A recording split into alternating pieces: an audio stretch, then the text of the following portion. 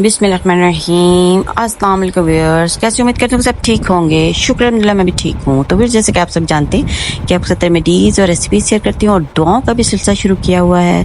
तो व्यूअर्स, आज की वीडियो की जो सिलेक्शन है वो है जनाब सदक़े के फ़ज़ाइल।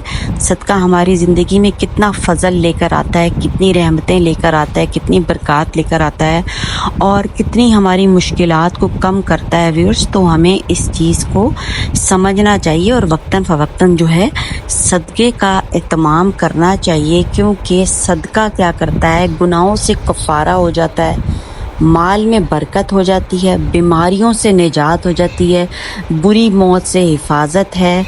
सदका रिज़ाए इलाही का ज़रिया है। अल्लाह ताला को बहुत ही ज़्यादा पसंद है सदका करना और महशर का जो है ठंडा साया नसीब होने वाला है। तो व्यूअर्स, अल्लाह ताला को सदका जो है वो बहुत